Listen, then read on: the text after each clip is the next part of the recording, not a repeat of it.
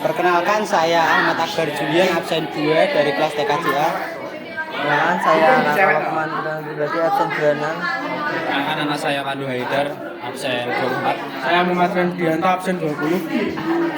Di sini kelompok kami akan menjelaskan komponen-komponen yang ada di PC. Saya akan menjelaskan tentang komponen komputer, yaitu prosesor. Prosesor berfungsi sebagai tempat semua proses pengolahan data yang akan dikerjakan.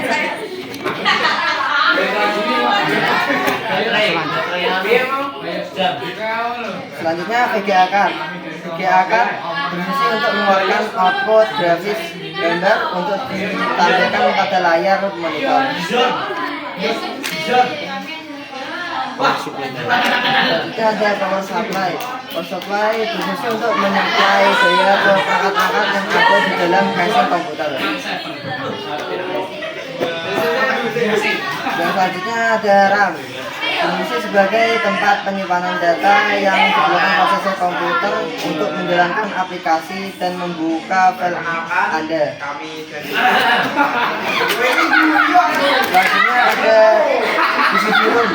Berfungsi untuk memproses penyimpanan data dari komputer ke CD untuk memproses data agar tersimpan di CD atau DVD harus melalui proses burning data. Saya di sini akan menjelaskan kabel-kabel yang berasal dari PSU. Yang pertama yaitu ada SATA konektor. Berfungsi sama dengan konektor OLED, yaitu memberikan daya kepada peripheral komputer. Yang kedua yaitu kabel floppy. Di sini tidak ada kabel floppy-nya. Kabel floppy sendiri adalah kabel pita yang terdapat pada PC yang berfungsi memungkinkan satu atau lebih drive floppy disk terhubung ke komputer. Selanjutnya ada konektor 20 atau 24 pin ATX yang berfungsi sebagai sumber daya utama motherboard. Yang kedua ada Molex konektor. Molex konektor berfungsi untuk memberikan daya kepada perangkat yang ada di dalam casing komputer seperti hard disk, CD, atau DVD ROM, kipas casing, dan bahkan beberapa jenis graphic card. Selanjutnya ada kabel SATA. Berfungsi untuk menghubungkan perangkat penyimpanan seperti HDD, dan drive optik ke motherboard. Selanjutnya ada 4 pin ATX konektor, berfungsi untuk memberikan tegangan kepada prosesor.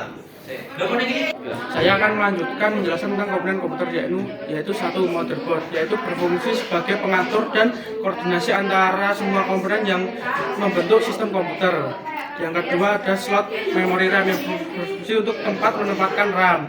Yang ketiga NOR break berfungsi untuk mengendalikan komunikasi antara CPU, RAM, HCP, dan PCI Expert dan short break. Yang keempat ada CPU socket yang berfungsi sebagai tempat prosesor. Yang kelima AGP slot yang berfungsi untuk menempatkan AGP card yang berguna untuk menampilkan grafis pada komputer. Yang keenam ada baterai CMOS yang berfungsi sebagai penyimpan informasi umum di komputer seperti konfigurasi dan berbagai informasi umum lainnya. Power connector berfungsi untuk menghubungkan sumber daya listrik ke komponen lain dalam rangkaian listrik atau elektronik.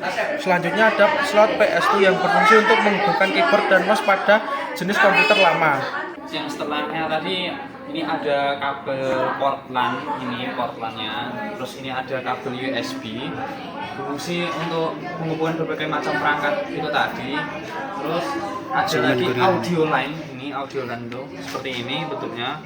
Ini ada ID port, berfungsi sebagai pengatur pada motherboard agar dapat tersambung pada disk drive. Terus yang ini ada PCI slot, ini PCI slot ada 2, berfungsi untuk menambahkan peripheral tambahan yang belum terpasang pada motherboard. Selanjutnya ada kabel HDMI, dapat mengirim sinyal audio dan video melalui kabel yang sama. Ini ada kabel VGA yang hanya dapat menerima sinyal video saja. Casing ini berfungsi sebagai lindung dari komponen-komponen komputer. Ini ada beberapa namanya kabel front panel untuk mereset itu tadi powernya. Terus ini ada kabel USB, ada 2 ya. Itu aja sih. Ini ada tempat untuk drive, ini Ini di bawah harusnya ada harddisknya, terus ya sudah siap. Sekian, terima kasih. Wassalamualaikum warahmatullahi wabarakatuh.